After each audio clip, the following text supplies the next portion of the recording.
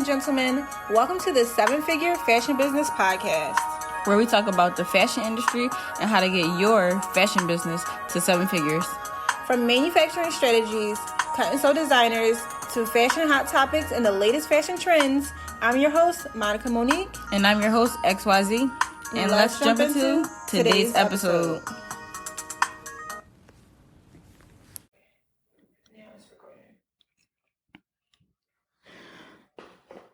Welcome back. It's your girl XY. And over here we got Monica. Monica Monique on the turntables. Monica Monique on the beat. On the beat. Another one. So, Zeee, what's going on? What's going on in your life? I don't know. Life is just life. I just got the randomest wave of anxiety. When? Just now. Girl. Like 5 minutes ago. Really? About what? Success, maybe? I think everything we talked about probably just triggered. Really? Mm-hmm. About success? No, you know what it is? I think it's you telling me Kanye is bipolar. Oh, really? Yeah. You did. Everybody knows that. I knew that, but it's like it just made me a little bit nervous. Like, wow, getting into the fashion world, or not just the fashion world, just getting into success. That wasn't the reason why he had you. Must be hard. It just made me a little anxious. Right. Just triggered me just a little bit. I feel like talking about success brings me peace. Yeah, I love success, love entrepreneurship, love the fashion world. But when you think about the details that go into it, yeah, it's a lot. It's a lot. And we talked about bigger brands stealing from smaller brands. Make sure you guys tune into them episodes if you haven't.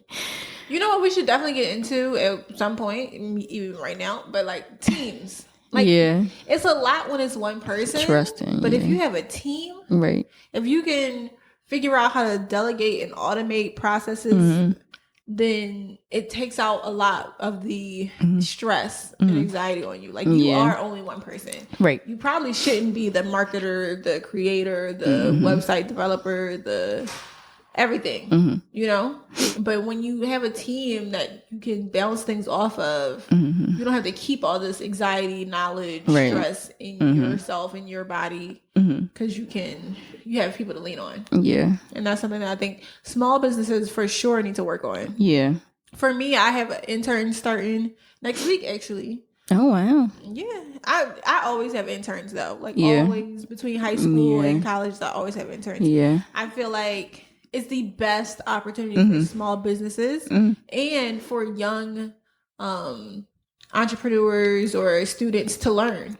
Because the little things that you do every day, you don't understand how that adds up. And how much time adds up. Seconds, minutes, hours spent on just going back and forth to the post office when I'm delivering orders or all this stuff. Like, your interns can do that. Right. Your interns can log your receipts for you. Your interns can post on social media for you. Right. And they're also gaining experience and knowledge of what a small business owner has to do. And that information is so useful to them. Right. I think that sometimes as small business owners, we feel like we're taking advantage of these young people because it's free. But really, they're learning so much. So much, yeah. Getting so much experience that their friends might never have or get to have. I learned that from being at the shop, from working at the shop. Yeah. I feel like all I did was learn how to sew. Yeah. And then when I started working at the shop, I was learning how to run a business. That was just so important. I think that helped me. At my store? Yeah, at your store. Yeah. That helped me out a lot. Yeah. Now I know what to do, what not to do. What it takes, how much time, preparation, just everything. Not just know how to sew. Yeah. It's so much more than just sewing. It's so much more than sewing. Even in a fashion business, but especially in a retail business, right? Because I have both. Right. So it's like you can't even just sew if you wanted to, because the customer is going to walk in. I wonder if any other area in life, any other profession in life, I wonder if they go through what we go through. because we have to actually do the physical work and do the business work. Well, that's what I'm saying. We should not have to. We should be able to hire and delegate to teams. Right. And eventually we do, and we will. Like, I go through cycles where I'll have a big team during like prom and wedding season, where I have like 5 or 6 people working in the store. And that's not big, but compared to me, one person is enough for me in the amount of space that I have. Versus the holiday season or fall, I always have just one person in addition to me, just because it's not as busy of a season, and I don't need that big of a team. But I think as you do get busier and you grow, just periodically you need to be rolling in different or hiring different people. Right. I tried a social media marketer this summer, and I felt like it didn't work. And that was a learning experience. Yeah. I mean, honestly, it was a good learning experience for me though, because I felt like, I wanted to pay somebody a low price in order to see what they could do and to get big goals. And I think, number one, from now on, I don't think I'm going to hire anybody that I have to teach how to do their job. Like, if I have to teach you how to market fashion, then you probably shouldn't be the one I hire to market fashion. But I think it's something that a lot of small business owners do to be cheap or just to save money. Not even to be cheap, but to save money. So if you find somebody that's willing to do the work for, let's say, $10 to $15 an hour, you're going to go with that person over an agency that you have to pay $10K up front. However, the person that you're paying $10 to $15 an hour, over the course of 3 months, you're going to end up paying them thousands of dollars anyway, but you're not going to see the return on your investment because they don't know what they're doing. So it's not really bringing in sales. However, if you had hired the agency for $10K, you probably would have had $40K in sales. So which one is better? For me, I think the agency. Of course. Yeah. But I wanted to save money. I wanted to see how it worked out, and we saw. I think she did a good job. I think she did a great job for what she knew how to do. Yeah. I'm just saying I didn't see a return that I wanted to see. Yeah. And I think if I had went with a more experienced agency, then I would have saw a return. I feel like y'all both were just figuring it out together. 100%. 100%. Trying to figure out what's the price of making a reel versus making an Instagram post, versus making a carousel versus making a YouTube video versus making figuring that out is a job in its own. So it was a good learning experience, and I think she did great work. But I also feel like, maybe if I had hired the agency that I was thinking about before, maybe I would have saw that $40K and had a $30K profit instead of spending $5K and having a $0K profit. 0K. 0K. Hilarious. What are we getting into today? Telfar and Brandon Blackwood. Blackwood. Oh, look at me. Look at me again. Guys, give me a chance. The purse industry. Can I say something? Of course.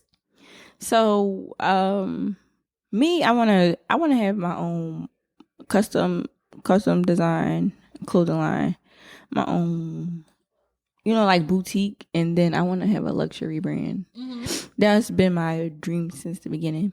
Okay. So, like oxymoron compared to Monique. Yeah. Okay. Plus adding a luxury brand like a Louis or Balenciaga, high end. Okay. I'm charging $1,000 for a shirt.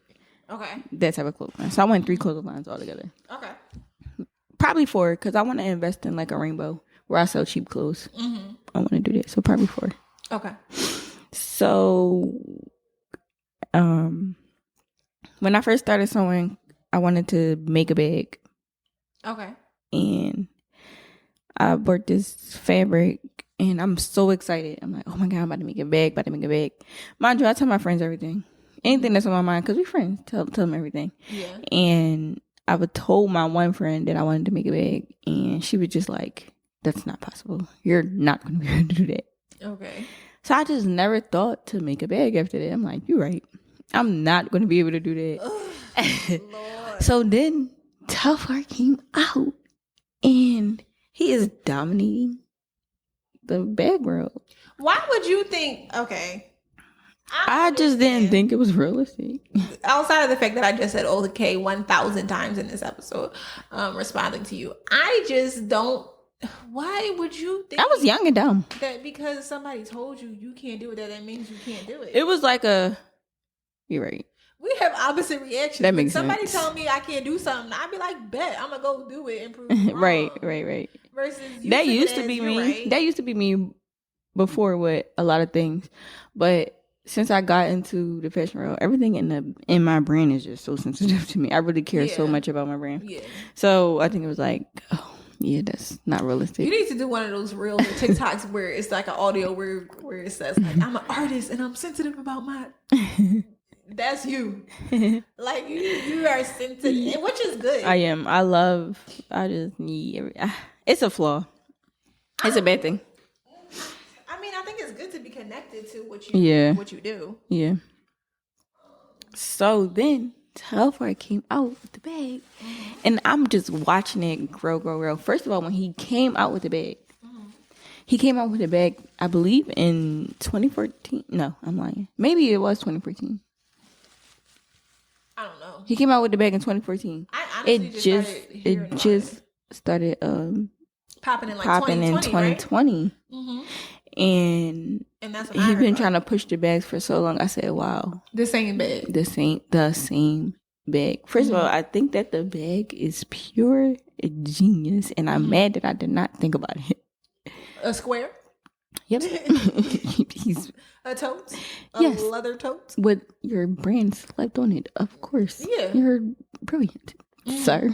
Yeah. You are a genius. Different colors, different sizes. But the same. I have a few Telfar bags myself, and I love them. Mm-hmm. I just grab and go, especially my medium tote bag. I grab and go. Yeah. And it's just a perfect everyday bag. Okay. The airport, having it in the airport, oh my God. That is your go-to airport bag. If you need a travel bag, get a Telfar bag for the airport. Yeah. And it's just, I throw all my stuff in there, grab and go, and I look good with it. Yeah. It's just, I look cute with it, and it just helps me. Yeah. With my everyday life. The small one, I think it's just too small for me. Okay. I like it though. Maybe for kids or whatever. It's cute. I haven't got the large one yet. I think I would probably go with the small one over the big one. Because I would want it more as a fashion statement than a useful right. Mm-hmm. So a lot of people don't like. Some people don't like it. Some people hate the Telfar bag. They comparing it to I was about to say Montclair. They're comparing it to Michael Kors. Okay. They said Telfar is the new Michael Kors. Does Michael Kors just have plain bags? No. Yeah. Michael Kors is like a corny, like this is what people saying. It goes in the category of corny people. Really? Yeah. I don't see that for the Telfar bags though. I don't see that either.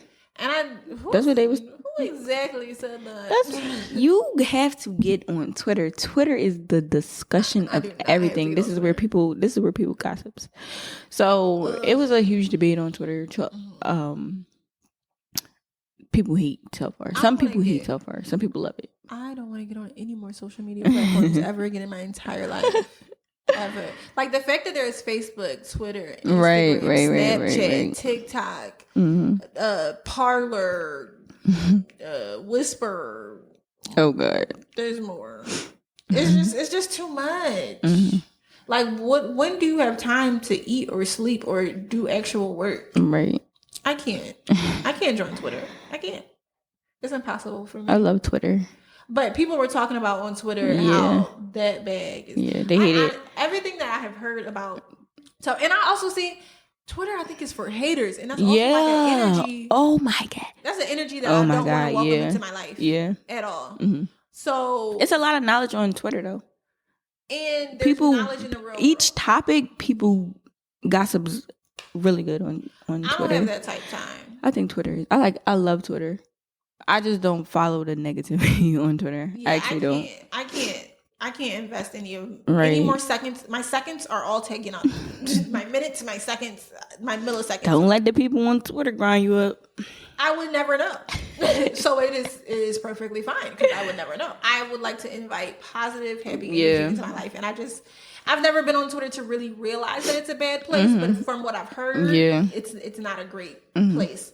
But everything that I've heard about the Telfar bag via Instagram, via podcast, via TV interviews has been positive, positive and beautiful. I follow the Friend Zone podcast, and Fran, who was one of the hosts, she talks about how they've sent her influencer bags, but also just how she loves the brand, and she watches for the different colors that come out. And the bag was featured on Insecure in the last season of Insecure, and they debuted a new color. Everything that I have heard about the Telfar brand, everywhere outside of Twitter, clearly, has been positive.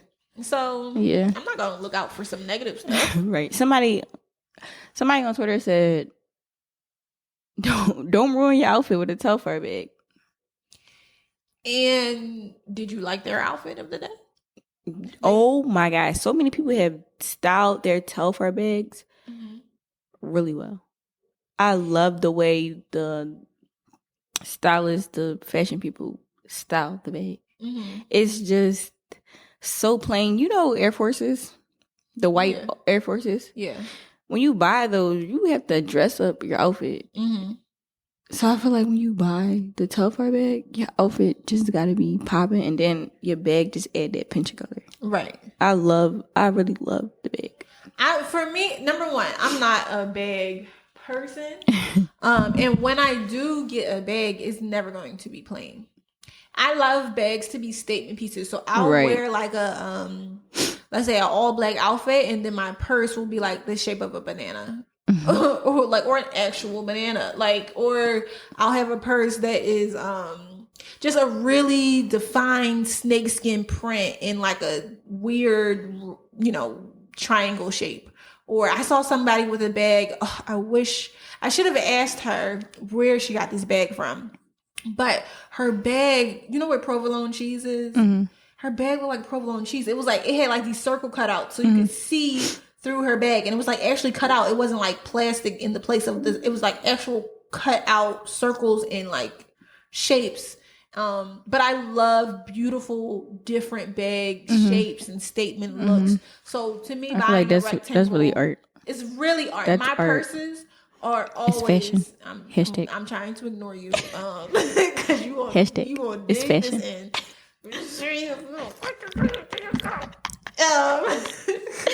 It's art. Lord be with me.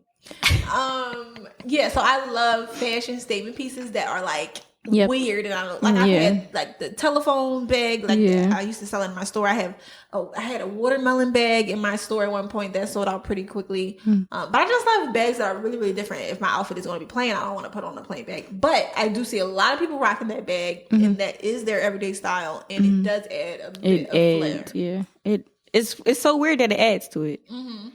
Yeah. Now some people, I feel like they just bought it because it's popular. They don't really style it well. Of course. But when you really sit and style it, it's...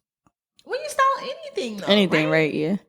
There's another brand, Brandon Blackwood, also a Black-owned brand, accessory brand. And his purses went crazy during the pandemic as well, 2020. But for opposite reasons. So he came out with a bag that said "in systemic racism" on it. And this bag came out around the George Floyd time. I believe because of the George Floyd and everything that was going on in America at the time with Black Lives Matter and other racism against Black people. And that bag went off. Went off. Everybody was buying it. But also his regular bags say Brandon Blackwood on the back. Some say like little quotes or whatever. But I love that brand because the thing that's different about it is it says in big letters "in systemic racism." Or there was another brand. I don't know if it's his. It very well might be. But it says "Protect Black Women." Yeah, I think it's the same brand. Is that the same brand? Love it. I would wear that. because even though it's plain, it's literally making a statement of what your viewpoint is. And while it is just a square, I love that. I don't necessarily like bags that is like literally just your brand logo. Maybe that's my thing. I don't like. We already talked about that with the shirts. No, we never talked about it on here, though. No, I was about to say. But in general, I'm just not tune into the next episode. For real. In general, I'm just not your walking commercial. Right. And right. And while y'all love being walking commercials, I'm just not your walking. Like, I want to wear something that says its own statement, other than Michael Kors or other than. I think your logo is your statement. If your logo is cool, his is a circle with a T. I mean, don't get me wrong. I think they're great bags. I don't own one because it's not my style, but I don't know what to do with that. I'm not a fan of Brandon. Crazy, but I'm not a fan of Why? I like it. I like because you don't want to end systemic racism. Yeah, you said you don't want to. Oh, I thought you said end. I mean, you said end. I thought you said. Yeah. I don't know what I thought you said. But you love it. But you just don't. I love the idea of it. Yes, I loved it.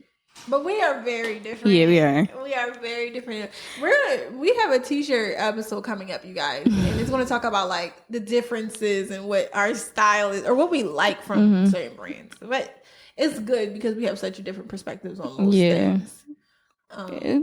It can cause a debate. It can cause a debate. Definitely. Instead of us just agreeing on everything. Yeah, and nobody's way is the right way. Right. Like, we both dress to the nines and we just have our own different style about it. And I would love to hear you guys in the comment section. You guys can write to us, please. Yes, please talk to us. Talk to us. Y'all watching, but which one is your point of view? You're watching, but you're not telling us nothing. Me or Z? Team Z.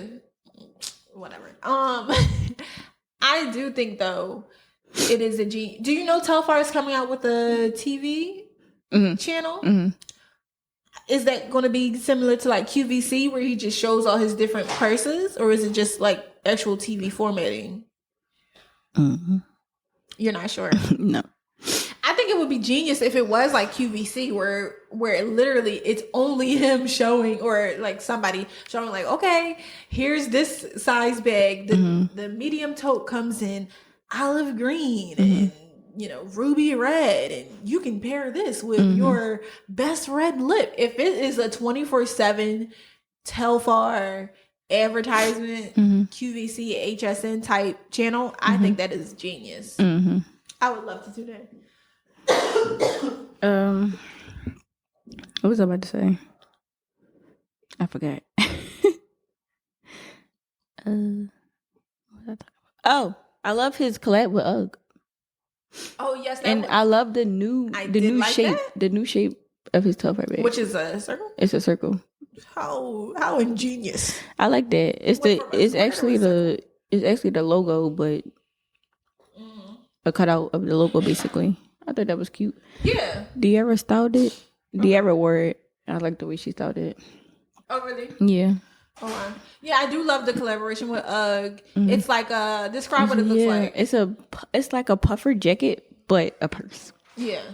And there's another one that's like a fluffy. Yeah. Oh yeah. It got the fur. It looks like genius, like pure it's suede genius. on the outside, like the UGG outside material, and then the edges are that fluffy white cloud looking material. Yeah. Really cute bag. Now that bag I would buy. I feel like maybe he has more designs in coming out. Yeah. And each design, every time he drops something new, a new type of design, I like it. Yeah. So I think the brand is going to be bigger. I think he's just holding out. Okay. I think it's really good strategy wise. Yep. I think it's really good to sell the same exact thing over and over and over.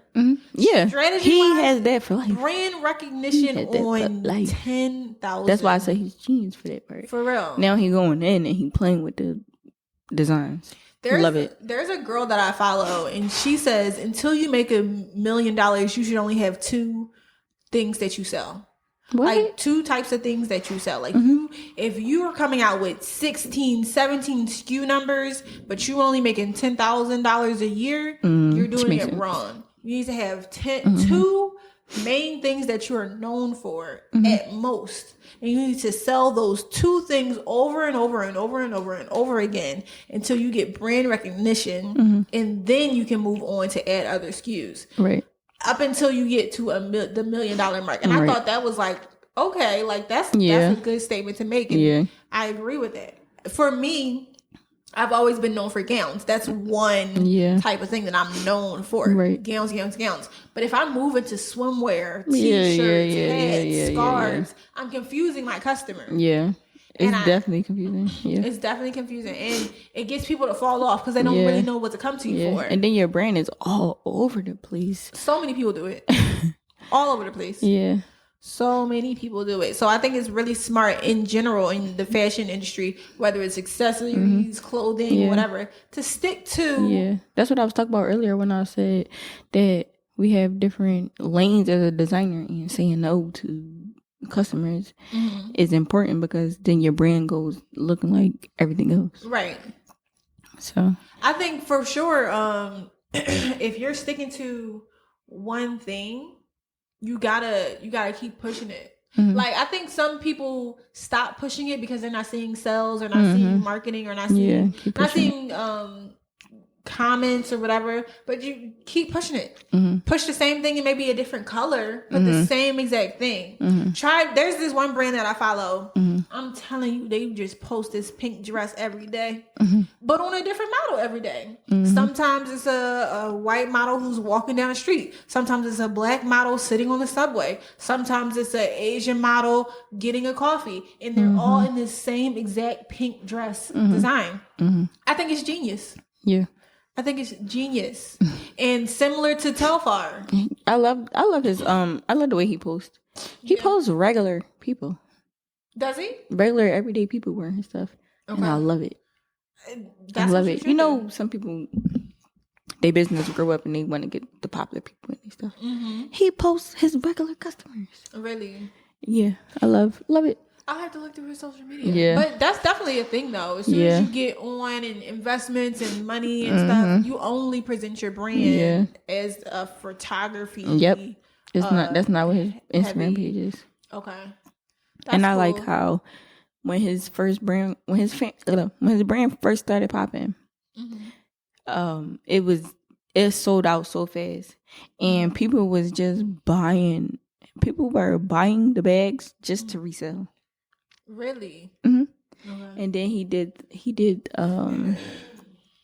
this big sale where he literally told you that the bag isn't going to come for 3 months, but you can buy unlimited bags.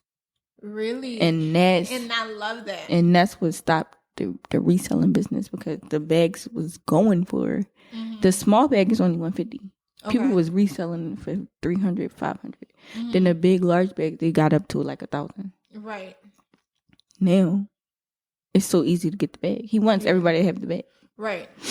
But that's smart. That's right. And you see how he communicated with his customers that this bag is going to take a long time to get to you, but get it anyway. That's what I feel like that other designer should do. If he know he can't keep up with his sales or his shipping, he can be honest with the customer and be like, this is going to take a long time, but you're going to get it and it's going to be right. I feel like he's rushing trying to get something out and it's wrong. It's the wrong color and it's the wrong size. I feel like he I feel like he didn't really have a mentor. He just got. I think he started when he was 19. Okay. Ooh, my stomach. He started when he was 19. In one of his interviews, he was talking about he was young with $40,000 in his account. He said I did not know what to do with it. Right. But now he grew up. What's the issue now? He didn't. I don't think. Okay, I feel like us as designers, we're seeing all his mistakes that he's making. I don't think he had anybody that made mistakes to know what not to do that. So I think he's learning. He don't learn with my money. Don't learn with my customer funds. learn from somebody else. This first is what of all, books are no. for. First of all, you can right. You can learn from other people's experience, even if you don't have a mentor. Right. Tip for you guys listening. School is so important. Yeah. Education, reading is fundamental. I should say this every episode. Reading is fundamental. You don't have to make your mistakes. You can learn from the mistakes. There are some good books. For example, Shoe Dog. I believe it's from the owner of Nike. Shoe Dog is a great book. 4 Hour Work Week is a great, excellent business book to read. 7 Habits of Highly Effective People. Right. Excellent book to read. Millionaire Fastlane. Excellent book to read. But you can literally read and get the knowledge that you need without learning or making mistakes with valuable customers. Those people aren't going to come back. Right. You said you ordered from that particular brand a couple times. You're not going to come back. So yeah, that's my only. I ain't going to address that man again. But that's my only thing about it. I think people need to stop using the excuse of they didn't have a mentor or they didn't have guidance when literally books exist. But he literally just was doing it and then blew up. That was years ago. So you think blow up before the pandemic? It's 2022. You blew already. Now it's up and you're down. But. Brandon Blackwood. What about him? Oh, customers. He started his bags and he was getting complaints. He was getting complaints about. And you're gonna get complaints. The quality of the bag. Even a Telfar, the medium. Customers was complaining that the medium was too big. So he went back and he made the medium a little bit smaller and it's really cute. Okay. So I think customer feedback is beneficial. Yeah. Too. But you having to mess up, you wouldn't have known. I mean, you messing up is a gift in a way. Yeah, 100%. I think you need to have learning experiences like mistakes. You need to have mistakes to learn from. You learn a lot from your own personal failures. Right, but don't make too many. I just think mistakes. He had too many failures. 2,000 too many. You think so? Yes. But again, it's not about him. God be with him and everybody else. I love everyone. I feel like amen. I wouldn't have made those same mistakes. You would not. I would not let you. Absolutely not. And then his brand went from this custom design. He went from custom design to getting his clothes manufactured to making regular stuff. Guys, just so y'all don't be completely lost, we're talking about Shane Justin because we didn't mention it in this episode, but that's who we were just talking about. But he's important to the fashion world. Child. I mean, I think there are a lot. I think everyone is important in the eyes of God. All right. Okay, back to the purses. Shane Justin came out with purses.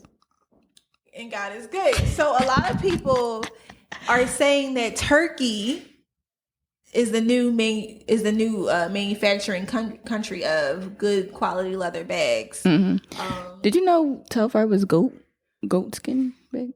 I don't know anything. I never owned a Telfar bag, but that's what goat leather. Oh, it's goat leather. Okay, well, God bless America. I don't know how I feel about goat, and I'm not going to address it. No, vegan leather. I said goat leather. My bad. Vegan leather. See, there is a difference between goat and vegan. Girl, it's vegan leather. I'm sorry. I don't know why I thought of goat. Girl. It's vegan leather. Vegan leather. I thought you were going to say, did you know he was the goat? Okay. He is the goat. He made a statement. He made a statement in the bag world. He definitely made a statement, and I feel like I like his brand from afar. But again, I said the one bag that I would buy is the UGG collab because I think that is really cute. But everybody's not gonna like your brand. Everybody's not gonna, of course. So it is perfectly fine. I support his brand. So I will speak highly of him to everybody who that is their style. Right. But yeah. Back to what I was saying. Anyway, I was talking about Turkey, the country, and how that is the new manufacturing, or a lot of people in the design industry are saying like that's where they're getting their leather bags manufactured, and they have high quality work. So if you are a designer and you do want to start a luxury brand collection, maybe try looking at some manufacturing houses in Turkey. Online. I've actually reached out to a couple different manufacturers in several countries, and Turkey has been pretty easy to communicate with via WhatsApp. If you don't have WhatsApp, child, you need WhatsApp, because when you're communicating with these design houses manufacturing in other countries, even like fabrics and all the stuff that I get for my brand from other countries, we always communicate through WhatsApp. Free promo. So definitely that's a tip for you guys. And if you are interested in building a luxury brand, check out some of the places out there. So each design you get made, right? You have to get it trademarked. If it's special, I don't know if you want to get a pair of jeans trademarked, but you could. No, it's up to you. How much money you got? Because on average, how much is the trademark? That's a great question for somebody else. I do not know. Let's talk about it. I can't wait until. But yeah, exactly. I think the most important thing to get trademarked is your logo. 100%. Because that's what people are going to try to. If you print that on, people are going to try to print that on other fabric. Once you get popular, they're going to start copying that logo and putting it on their own things. You see how many brands come out with that Louis Vuitton looking logo, even when it looks like it, but it's not it. It's just another type of flower in the same type of patterns. You can get sued for that too, because everybody knows what you're copying off of. So yeah. That's it. I think that's it. What you think? That's it. We got deep into the brands today, especially the luxury purse designers. Learned a lot. Gave you guys some useful tips on, number one, a country to get that manufactured in if you are a designer. And on our platform, 7figurefashionbusiness.com, which we are working on right now, we're going to have some manufacturers lists on there. So if you are looking for manufacturers for certain things like purse manufacturers in different countries, clothing manufacturers, t-shirt manufacturers, dress, gown, we're going to have some manufacturing lists. So to help out some designers that don't know where to start, we're definitely going to provide that for you as a product on our platform. Yeah, so tune in, stay tuned, make sure you reach out to us. Give us your feedback on like, comment, subscribe for all our YouTubers. Like, comment, subscribe. You can also subscribe on Apple Podcasts, and you can give us 5 stars if you love us like that, which you should. Please. That helps us get heard by more people if you give us a good rating and write a little something. Don't just give us 5 stars. Say, love the podcast this week and weekly ... But make sure you guys tag Telfar and Brendan. Oh, tag them. Tell them we love them. Show them some support. You want to send us some sponsorship. Oh, yeah, Telfar and Brandon Blackwood. Brandon send me a bag. Telfar send her a bag. Send me a bag. But thank you guys for listening again this week. We love our listeners and our watchers on YouTube. Yep. Feel free to comment and let us know how you feel about the episodes on all social media platforms at 7 Figure Fashion Business. 7 is the number, not spelled out. Count your money. Count your blessings before you count your money. Make sure you count your blessings before you count your money. I like it my way. Bye. Bye.